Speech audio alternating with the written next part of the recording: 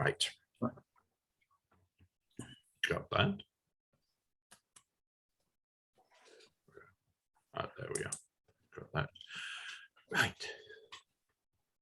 Good morning, friends. This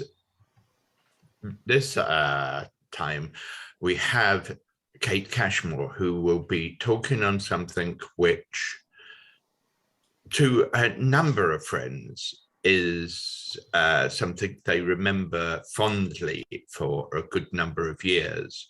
And I am talking of course, area meeting Quaker camp, which has been going for quite a number of years, I think, Kate, has it not?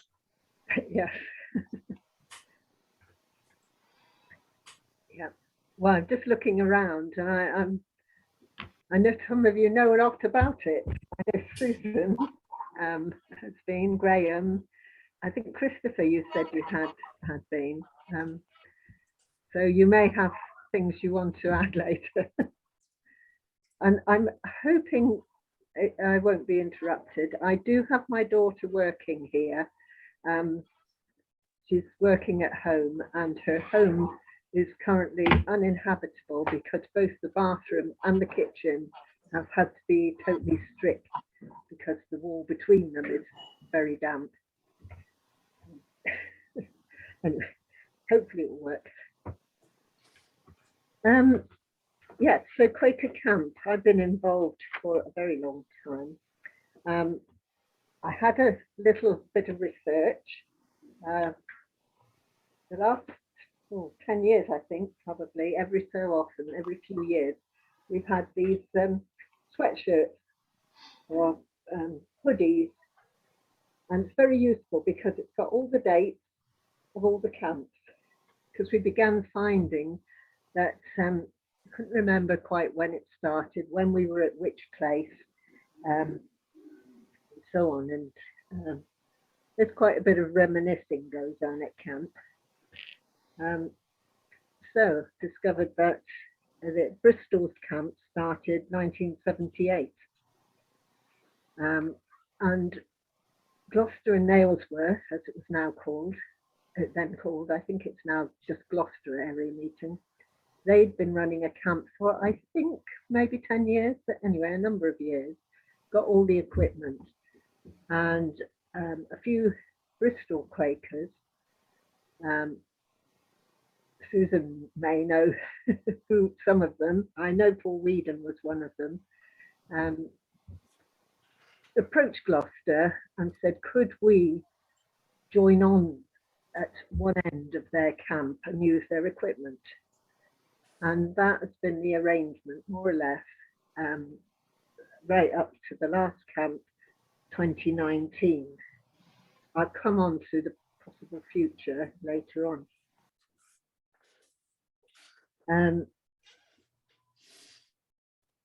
Yeah, many of you will know some of the early campers too, like Marion Liebman and Sunny Legg.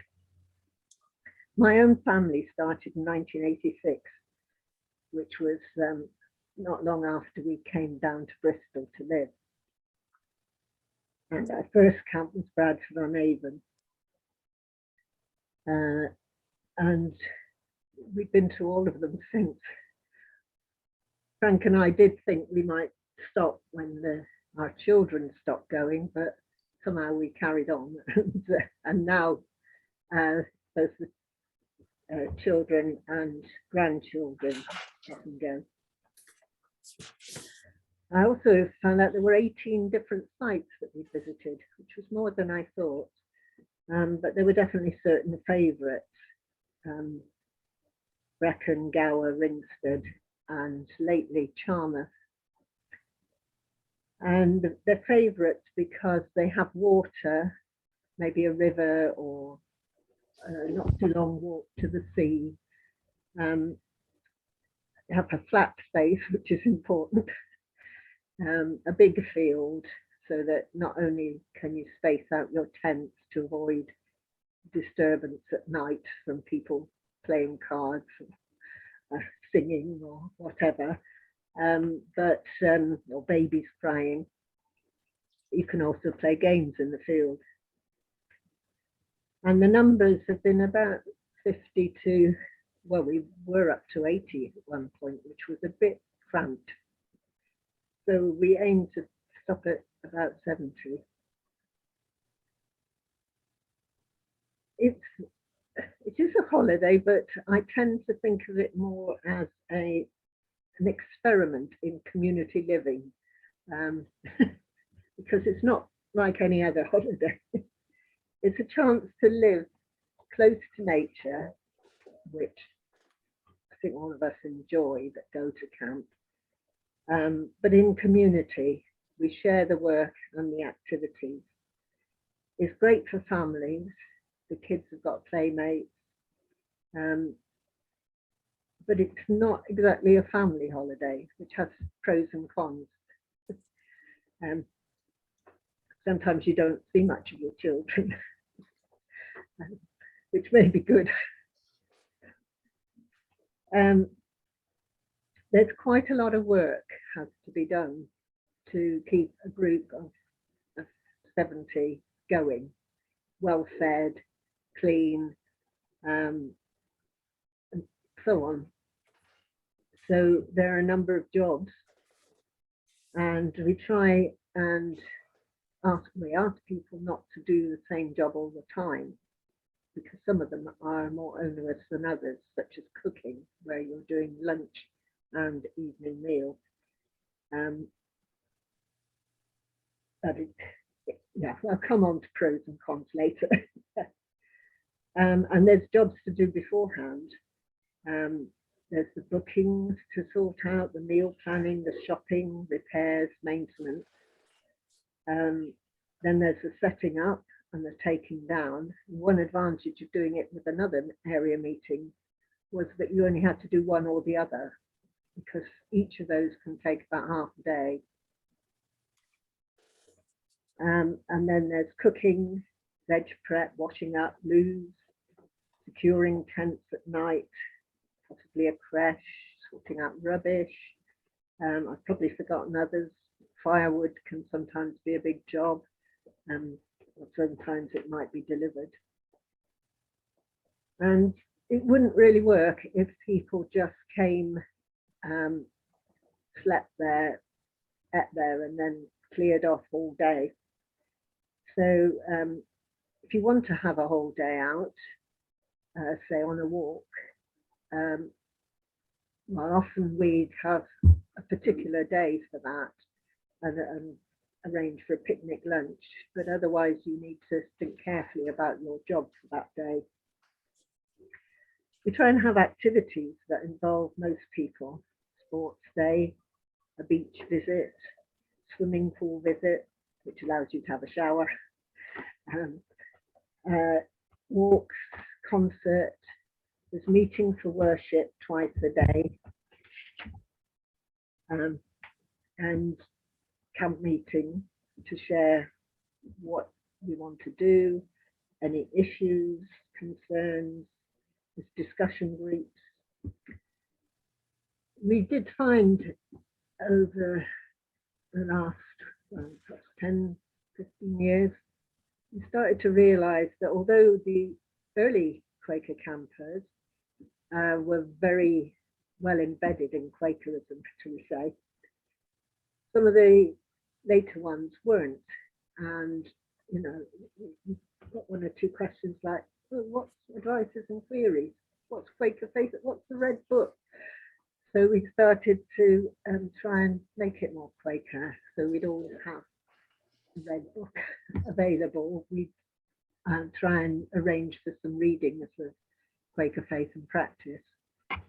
And we'd have discussion groups, which were very varied. Some were Quakerly and some, you know, you might get with any group.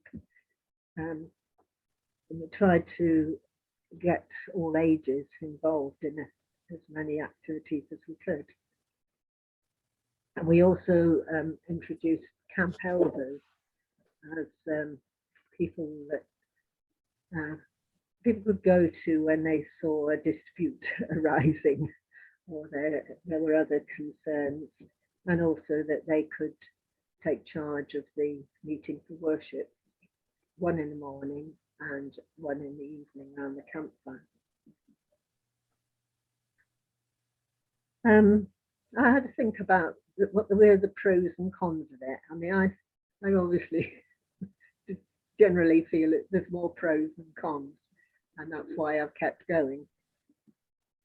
So what I like about it, seeing the families growing up, that's been a delight. You know, each year you see all these children a year older, a year hopefully usually more responsible. And they can be new people too to get to know. Being with several generations of my own family is also really been really good, but not all having to do the same thing, so it reduces some of those constraints that we don't all have to decide that we're all going to go to X today. Oh, well, so and so doesn't want to go to X, they want to go to Y. You know, there may well be different groups doing different things, but you still meet up at meal times and find out what people have done, so on. The sharing has been wonderful, and I've made some very good friends. I know some of us are in a walking group, because one year we said, why do we wait for camp to go on a walk together?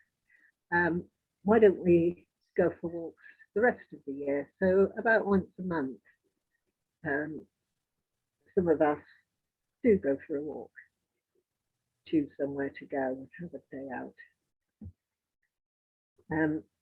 And you get to meet other people from the area meeting, which is good. Nature, that's an enormous plus. And we choose beautiful areas. Hearing the birds singing. I'm not an early bird, but usually at least once I get up early and do larks, which is breakfast. It has two advantages. One is that you get your job done early and then you're free. But also you see that campsite when it's all quiet. Often there's a mist. It's a beautiful time of day. So it's worth getting up early at least. And there's also scope for people to show their talents in concerts. You know, people bring an instrument and so on, and you realise you learn things about people you wouldn't have learned before. And you can have wonderful walks and wonderful weather.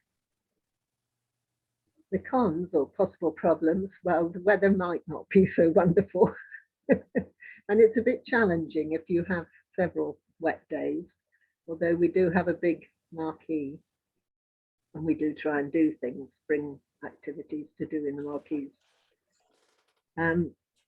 The work can mainly fall on a few stalwarts, and that's a bit tricky. Well, or a bit unfair, it can be. And you can see how it can happen. People who know what needs doing. And of course, we do say that young families, if you've got a child under 5, you can't really be expected to do a job and just abandon them. Although on the other side of that works for couples coming with a family. They can take it in turns to do a job, because doing jobs is a way of getting to know people. But a single parent at camp could be a bit isolated, and something we have to watch out for. You can get cliques, like in any sort of groups, and some of these people have been coming for, like us, for years and years and years. And of course, when you, oh, hello, so and so again. So it can be a bit difficult for new people. I think when we joined, we were fortunate. There were a number of new families started at the same time, which did make it easier. I discovered the last camp I went to, 2019, which was the last one held, it's not a place for someone who's ill. And the same would be if you're frail. I've never been ill at camp before, but I was that time. And by the Tuesday, it started Saturday, I just thought, I wasn't very ill, but I had a bad cold, and I had a very sore toe, which meant walking around a hummocky campsite was uncomfortable. And I just thought, no, the first time I've got to go home early. So it requires a certain level of fitness, I think, to enjoy it. And of course, you can get personality clashes. People don't always get on. On the plus side, you've got this camaraderie and sharing, but we're only human, and we can, fall out about things. And then the future is a bit doubtful. I'm hoping very much that it carries on, but Gloucester is saying that they're not quite sure they can manage a camp, and we're liaising with them as to what to do about it. They arrange their camp a bit differently, and I think they've had this problem before where they've relied very much on one leader.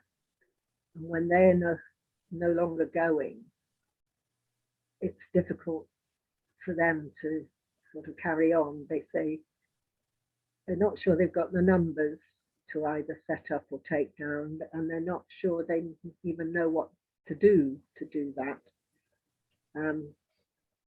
So we're trying to work out what to do, because if we had to do it on our own, it would be more onerous. As I said, you'd have another half day of quite a bit of work at the end or the beginning. But the children and young people are definitely very keen to keep it going.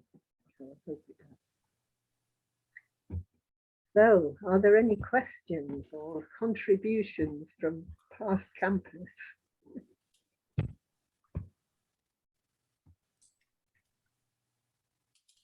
You spoke about people not knowing about Quakerism when they were kind of Quakerism things when they come.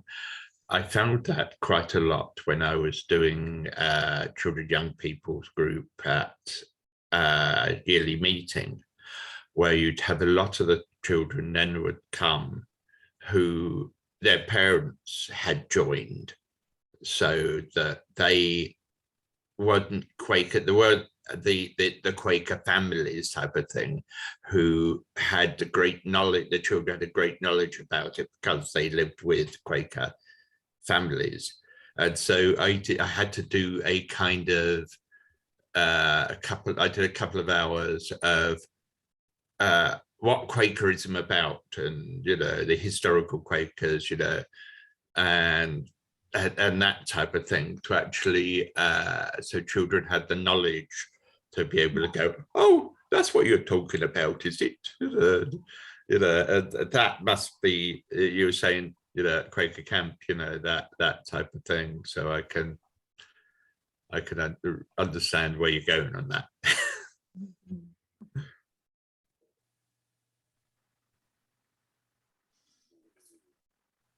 Did you have a big first aid post on site, and did you have to dig your own latrines?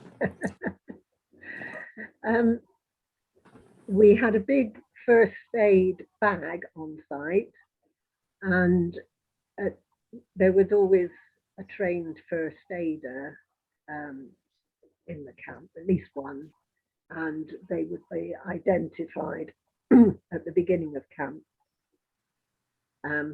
Yeah, that's important. We had one or two. I can remember a nasty burn someone got on their hand, and we certainly had some wasp stings.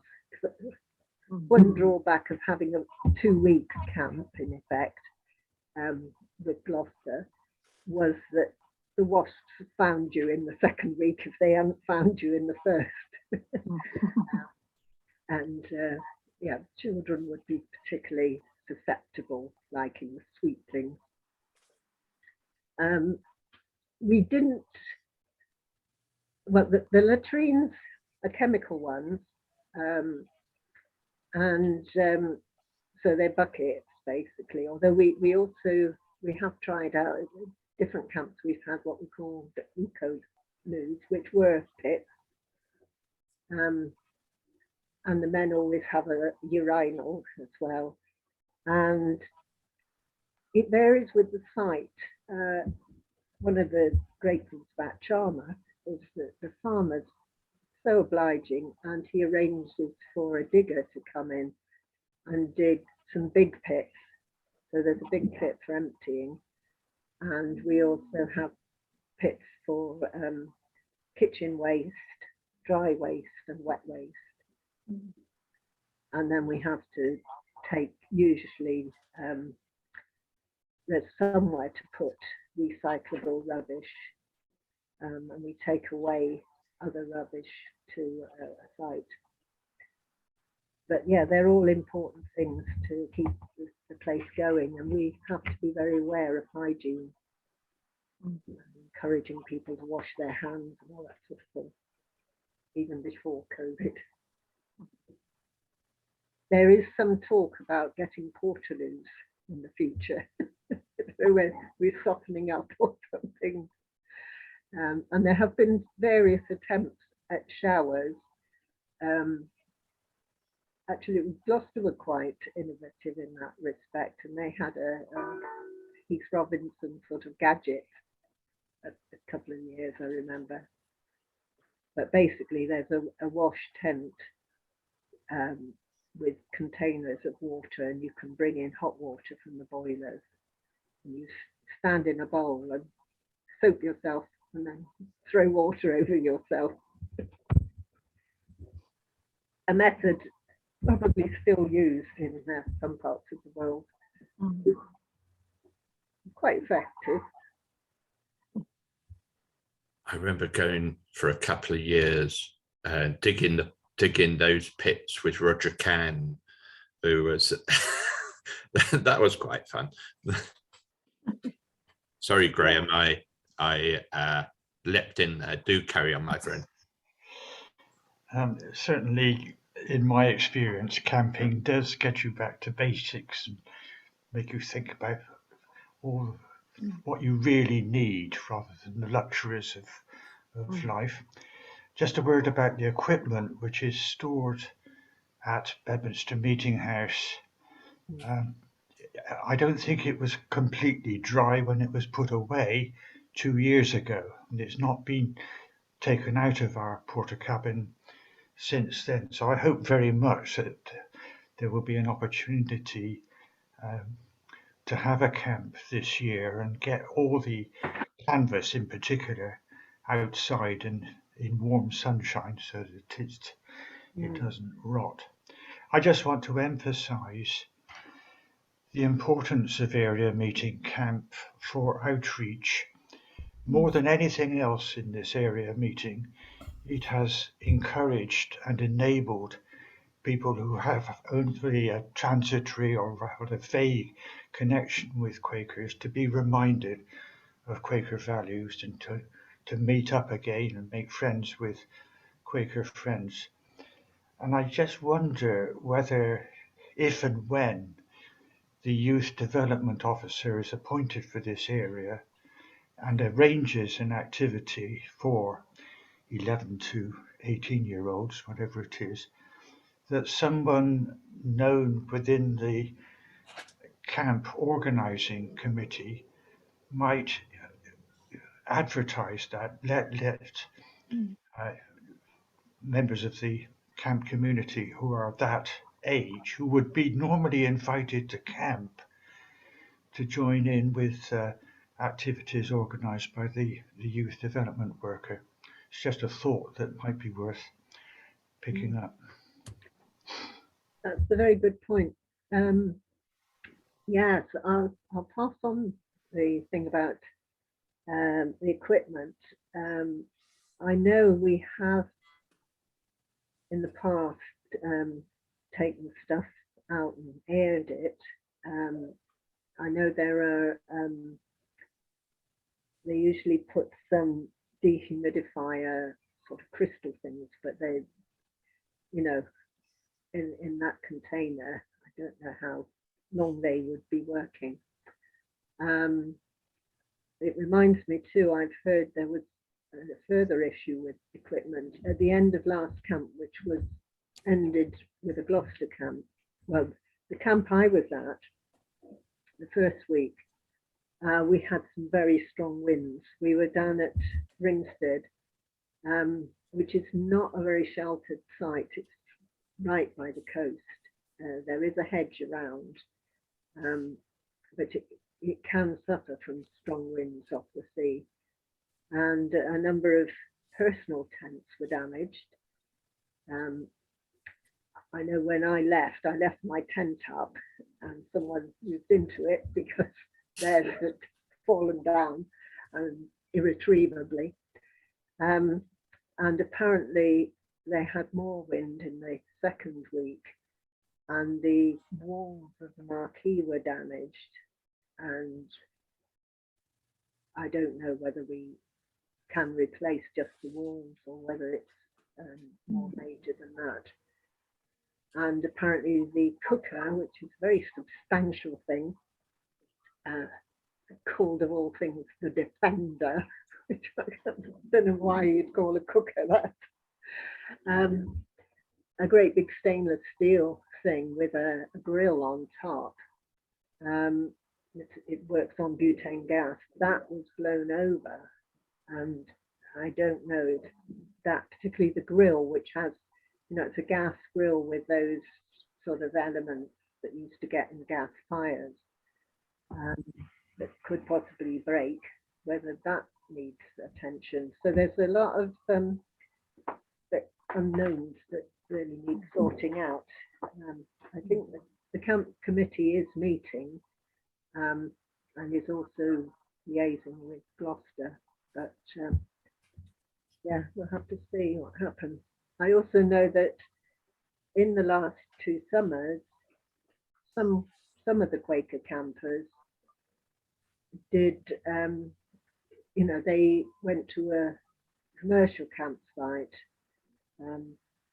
and did sort of bubble groups and didn't, you know, it wasn't at all the same as Quaker camp, but they just wanted to meet up in smaller groups.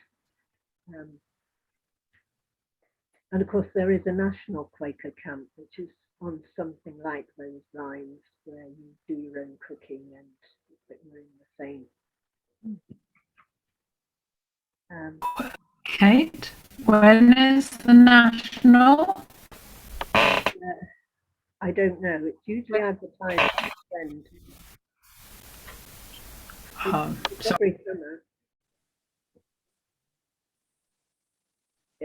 Quaker campers might bring it up. I don't know. I should really like to know how you manage the cooking. I like the idea of camping, but I'm not much of a cook, and the idea of having to cook for 70 people makes me feel slightly ill. I wonder what kind of recipes did you find most useful? Yeah, we tend to do the same ones every year. There's a little bit of tweaking depending who's on the catering committee, but yeah, so they're passed down, ones that have worked. The last few years, it's been totally vegetarian. Ever since I started, it was nearly all vegetarian. We had some breakfasts with bacon or sausages. There's always vegetarian and vegan alternatives, and of course you can get people with special diets that you have to be aware of.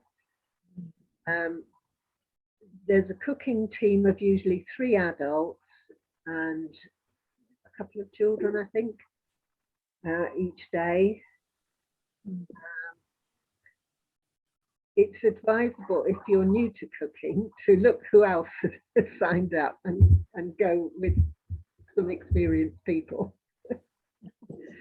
And because it's more or less all day job, well, until dinner time, there's a bit of a break after lunch. But you do have to keep an eye on things, and things take, cooking for that many takes quite a long time, even with this quite good cooker. And sometimes you have to juggle round your baking trays. So yeah, there's usually something done in the oven, and other things done on top. And the food is very good, actually. It's not just sort of baked beans on toast or anything like that. You might have that for breakfast sometimes, but they're good, substantial vegetarian recipes. And we have soup and salad for lunch with cheese. Occasionally there might be tuna on offer, so it's not strictly vegetarian the whole time, but that's only an option. There's always something vegetarian as well. And I would say about a third of campers are vegetarian. I've been involved with the catering several years. And all the sort of tin stuff, we get catering tins, it's got in beforehand, and usually fresh stuff.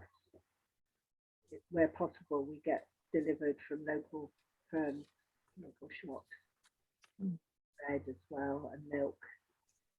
But there is a job for 2 people to go off shopping each day to get a few things that we wouldn't keep or we couldn't get from the local supplier. I'm trying to think. We've had nut roast, that wasn't very popular with the children, so that's gone out. There's always pizza one day. There's macaroni cheese, which is a good one on the first day because that's fairly simple. Spaghetti bolognese, these sort of things we have. We might have fruit and custard. German apple cake has to be included every year. And so on. So you have to be pretty fussy to go hungry at camp, I would say. Do you have the same people who did the cooking doing the washing up, or is that a different team? No, that's different. Yeah. That must be quite a challenge. Yeah. Yeah, that can take quite a while as well. Yeah. I think I probably, so there isn't any confusion. I only visited camp once for half a day in the early days, and realized it wasn't for me, partly because there were friends there that I have been avoiding the whole year, and of course at camp, the numbers were smaller in those days. It wouldn't have been possible. So that's probably a blessing for people. But one of the things that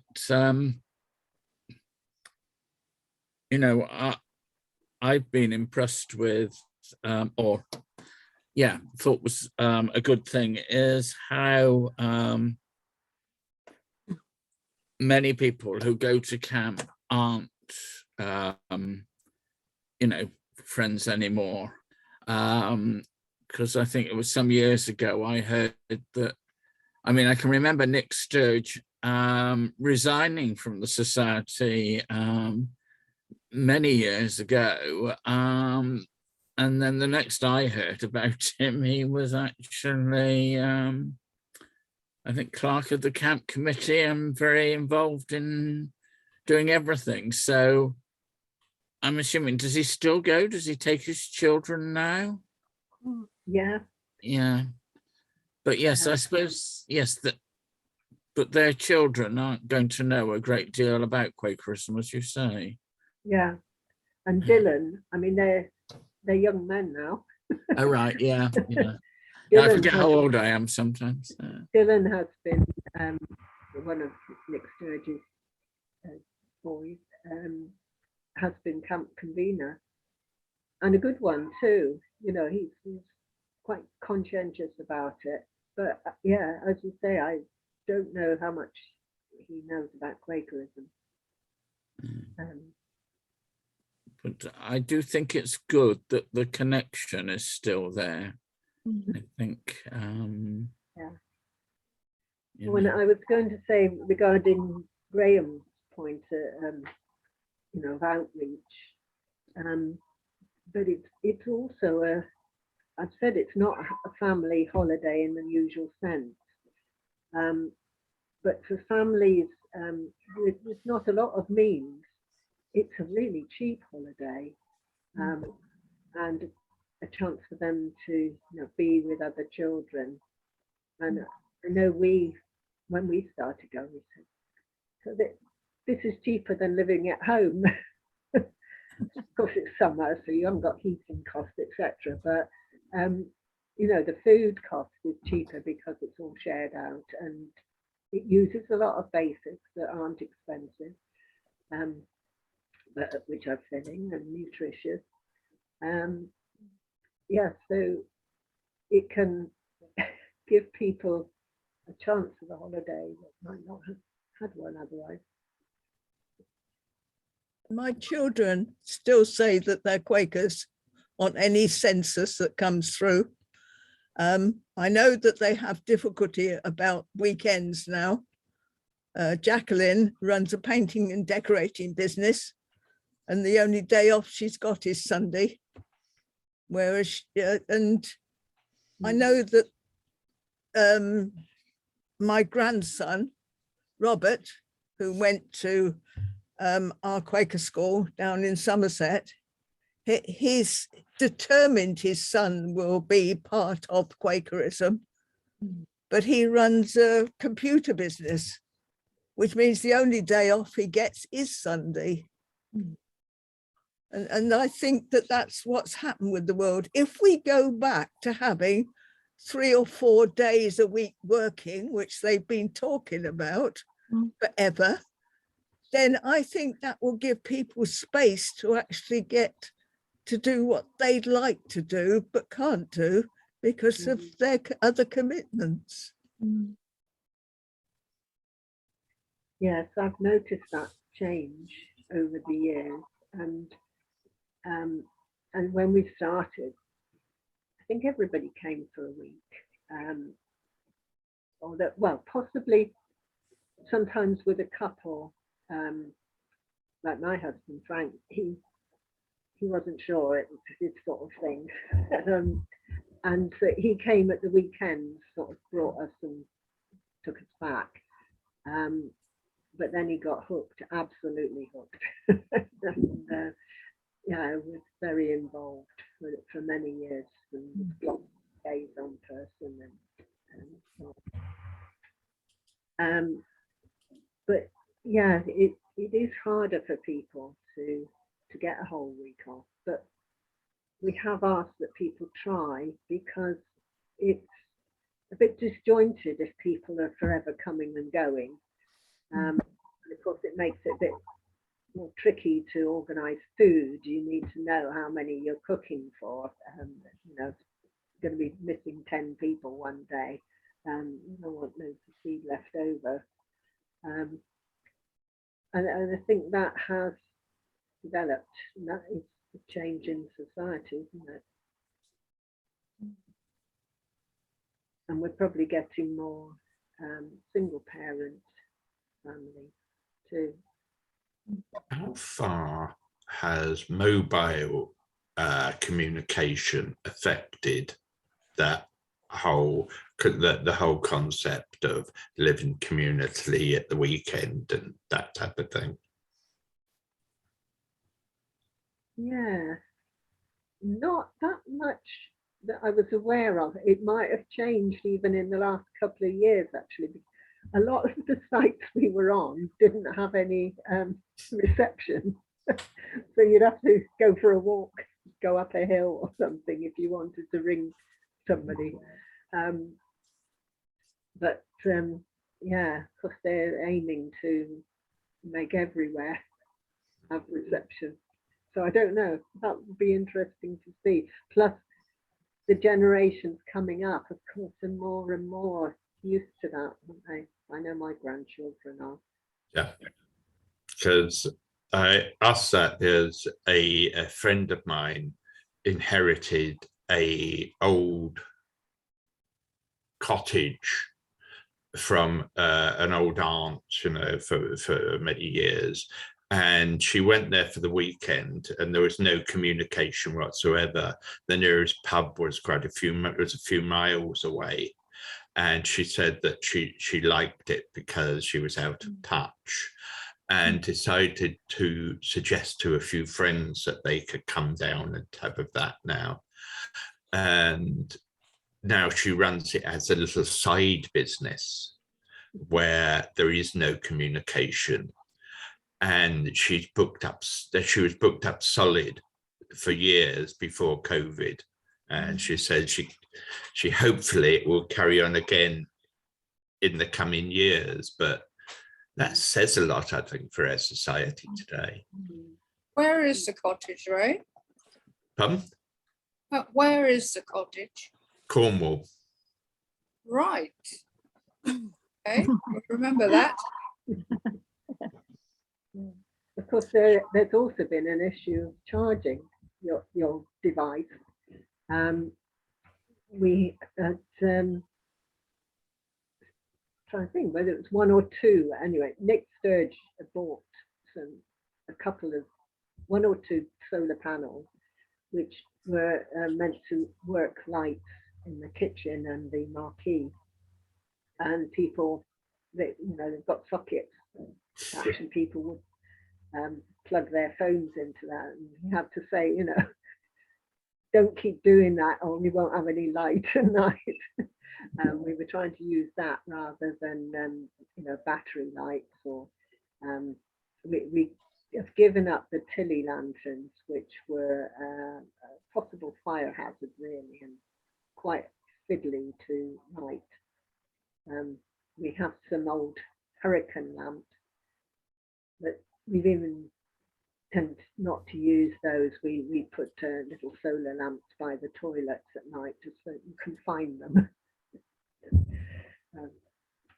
So solar panels have come in, but yeah, it's not enough for people to keep charging devices the way they would at home.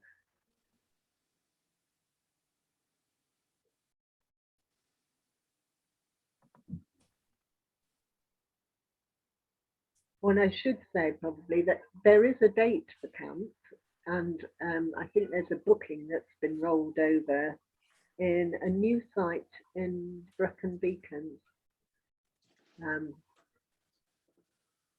Yeah, in that sort of area anyway of Wales. And it's the first week of August, which is the usual sort of time. So let's hope, because it was down for the last 2 years. But we hope we can get it together for this year.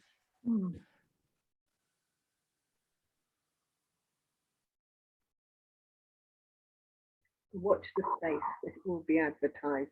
It can go ahead.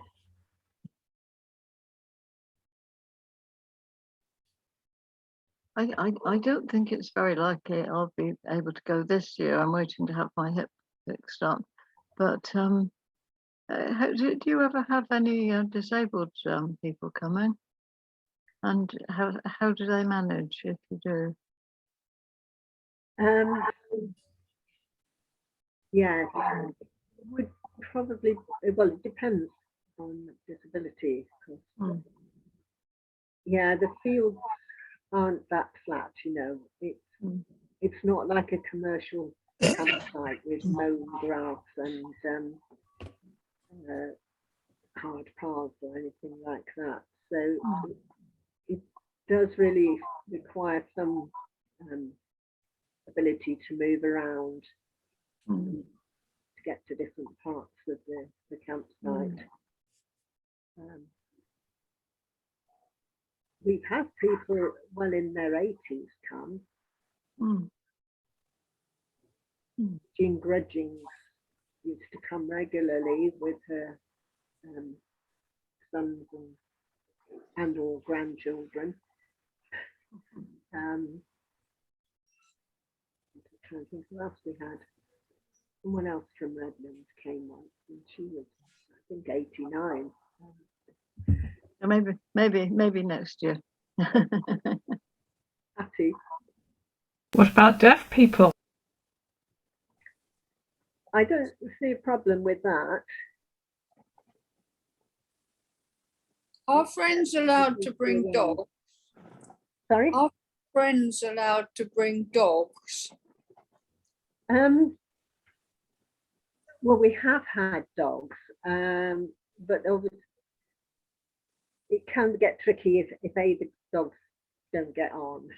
You know, they need to be well-behaved dogs, and we've also insisted that they shouldn't be around the tables at mealtime. We sit at benches and tables, but you don't want pets, you know, around the tables and getting fed by the children and all that sort of thing. So, yeah. But well-behaved dogs have been brought. I think you'd need to sort of say you were intending to bring a dog so that we knew how many we had and sort that out.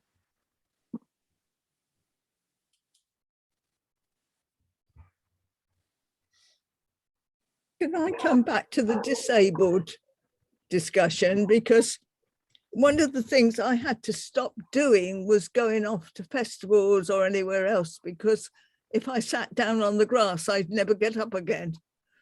And other people have the same trouble.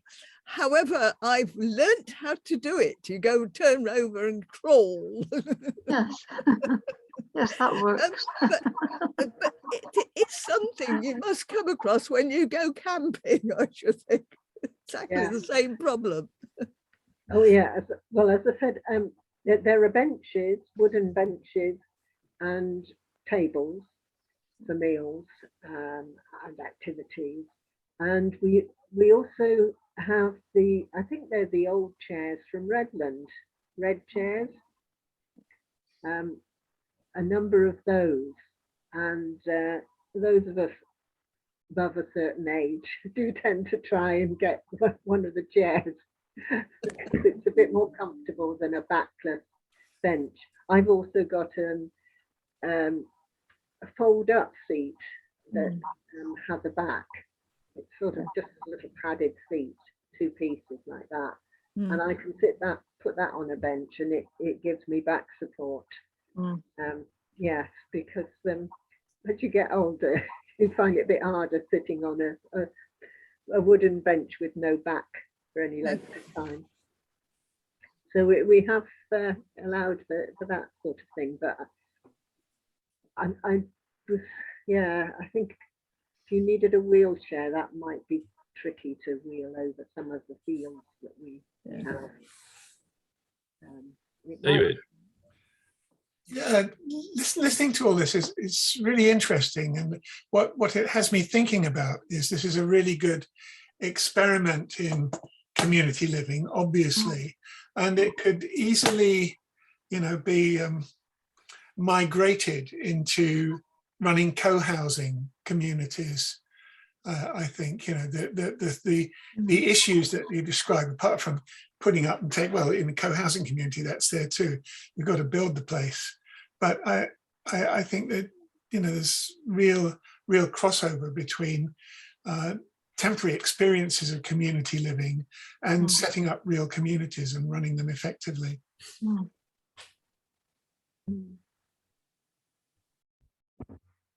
Has there been any discussion of that kind of thing?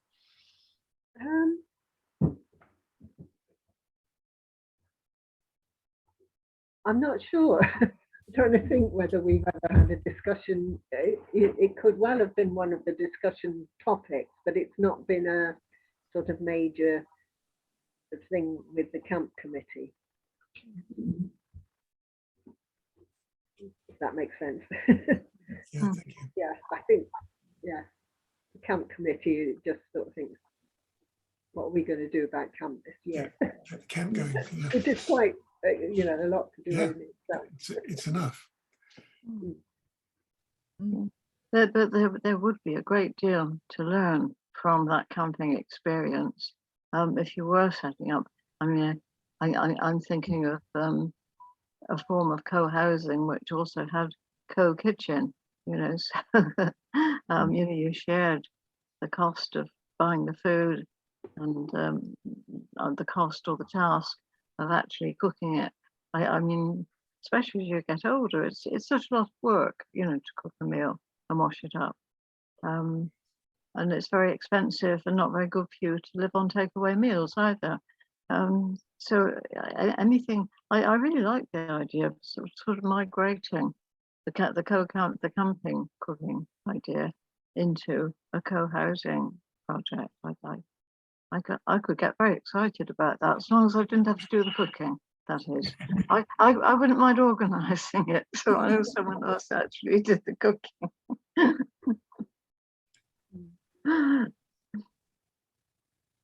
Yeah, but I think that there probably are one or two people who manage to avoid the cooking, and the breakfast one is much lighter too, and often quite simple. I don't think I'd like the breakfast one. I'm not a morning person, really.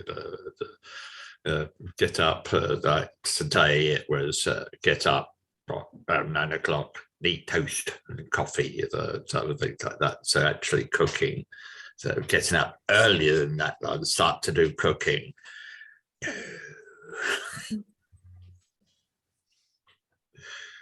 But there you go. Each to his own. Well, her own, come to that. Their own. You can just say Yeah, folks. Sorry, Sue. you can just say there, each to their own, and that covers everything. Good, yeah. I could just mention, when we got to 80 or 80 plus, and as I said, it got a bit cramped in the marquee and so on. We decided that rather than turn people away, and Gloucester were also having a problem of large numbers at that time. We had 3 weeks, and the middle week was very experimental because we said that's for Bristol or Gloucester friends. And that was very interesting. Frank and I did that because they organised their camp slightly differently. And so we had to have, you know, a number of meetings ironing out how should we do things. Like, for instance, they tell people, bring your own washing cutlery, crockery, you wash it up yourself. It's your, you know, if it's not clean, it's your problem. Whereas we've always done it communally, and they have a tuck shop, and we've always avoided that. And, you know, so there were a lot of Quaker meetings, those sort of business meetings about that. And we had that for 2 years, but the second year, the numbers for that middle week dropped to 24, which was hard work. Not enough adults really to share out the work easily. And then the third year, it dropped to about 4 young people just caretaking the camp. So we gave it up after that. Yeah, you can make it more experiment, and possibly in the future, if Gloucester are having a big issue with their numbers and experienced people, we may have to do something again like that.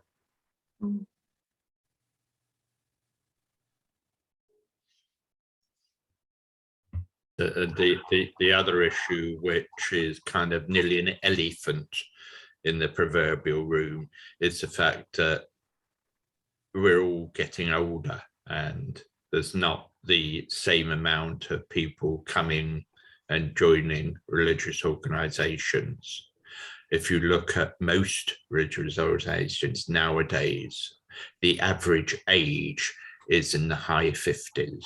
So the last census actually showed that less and less people are putting down a religion against their name. Are you finding that, Kate, that you aren't getting the younger people going to camp? Because that's not my impression.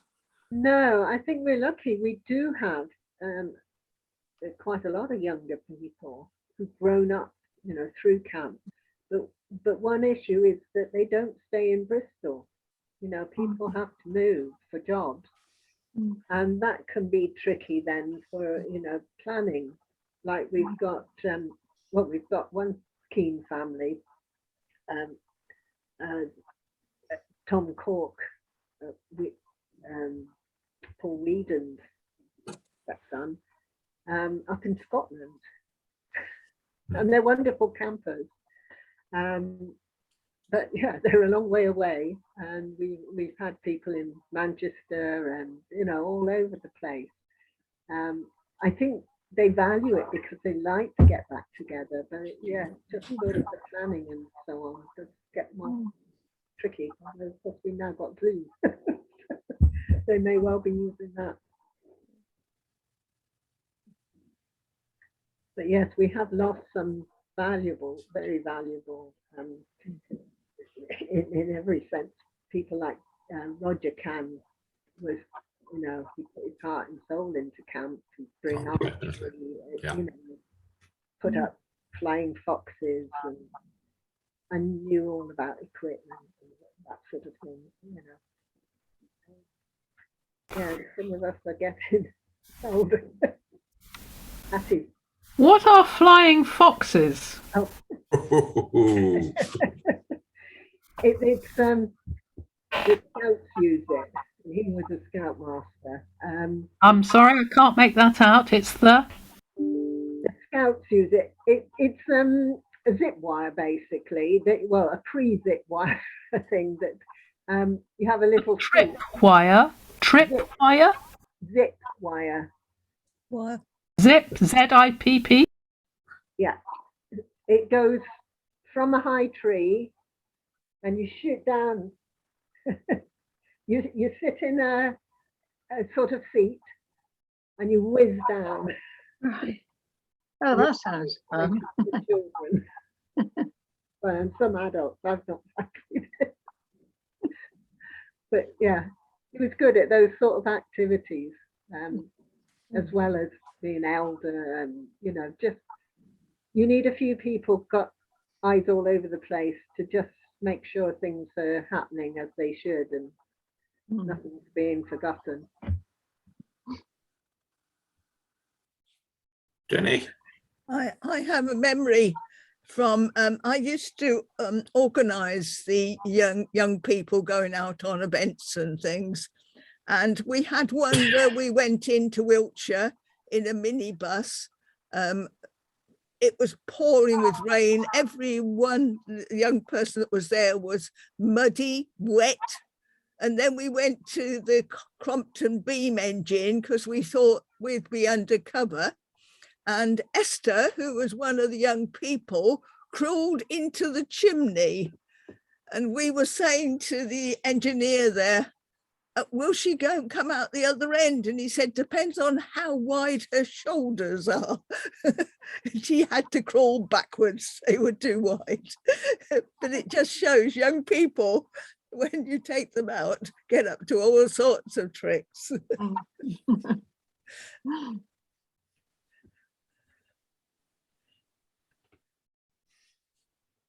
Jenny, that gives you a great story to tell us.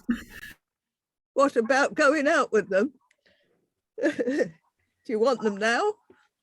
I was there, was it Dundoling was around in those days, and we took them to Cheddar, and the youngsters took all the cat's eyes out of the central road, and we made them go back and put them all back again. and don't ever play Scrabble with our young friends. It was an eye-opener. I thought they all live sheltered lives. No, they don't. Yeah. Well, unlike some camps, I mean, in fact, the first Quaker camp I ever went on, I was 11. It was in Wiltshire. It was a young people, you know, children up to about 18 plus, with leaders, you know, we were organised. The Bristol camp has never been like that. So every person under 18 has to have a responsible adult who will keep an eye on them. Doesn't have to be their parent, but they have to say who their responsible adult is, so that it's not camp's duty to look after them. Hester stank like anything. We had to put her at the front of the bus because she was just covered in soot from top to bottom.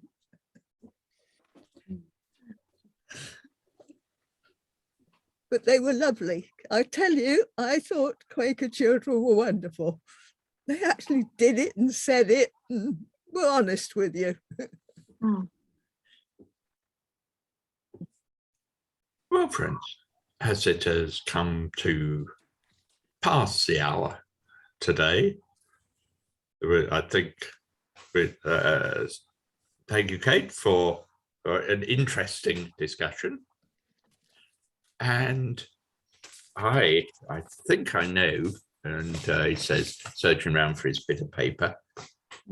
Next week, we have Richard Drake, who's going to talk about to us promoting social justice. That's good. I think you'll find that could be interesting. So tell your friends, come and listen. And My apologies for next week. The cat's going to the vet. I presume you're taking him. Her. Definitely her. Okay, friends. Thank you. Goodbye.